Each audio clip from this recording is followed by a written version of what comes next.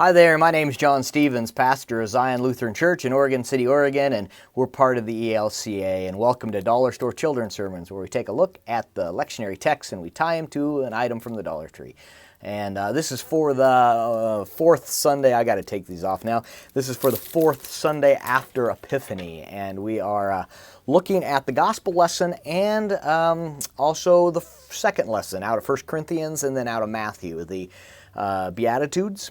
About blessing, and then for the second lesson where Paul talks about the foolishness of the cross and talking about that God's foolishness is greater than our wisdom, and all this kind of wonderful. And of course with Paul it just gets, trying to follow the train of thought is pretty crazy, but this idea of foolishness, and that's where I'm going with. I just couldn't help.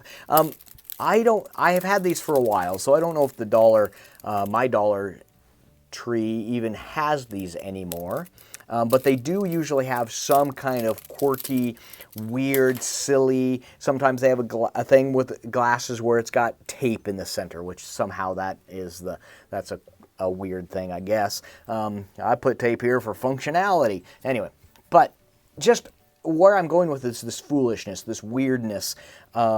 Maybe if you had a weird hat, I have a jester hat from a Mardi Gras party years ago, or some type of hat where you take it and you put it on the side where it looks strange. But this idea of just being silly and foolish, because when I'm reading the Beatitudes, and I have to imagine that there are folks, when they read this, they go, this is absolutely ludicrous and silly, that these folks would be the blessed ones.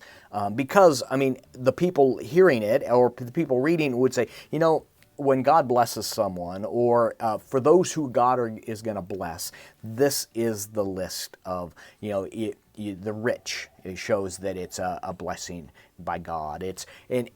I'm thinking prosperity gospel, which we've seen some lately, and this idea that's not what we see in the Beatitudes. And so that this idea that when we read it, it can seem foolish, or silly, but that's our God. That's Jesus. That blessed are the poor, blessed are the meek, blessed are, and there's power in here. And especially, we're talking to the children, the most vulnerable in our midst. And so perhaps it's one of those things where we take a moment and we have the kids hear from the congregation, that maybe the entire congregation speaking to the kids they say, we love you.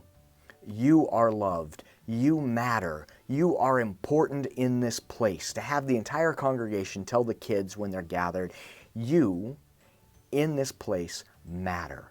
And there's power there. And for the kids that are gathered to be reminded that they matter. It's not that we don't just put up with them.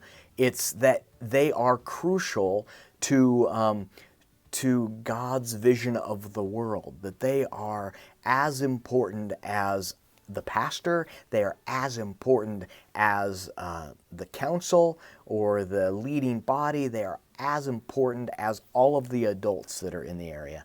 They matter and are important. And so, and it's just there's something there that it's a springboard for my own thinking on this children's sermon.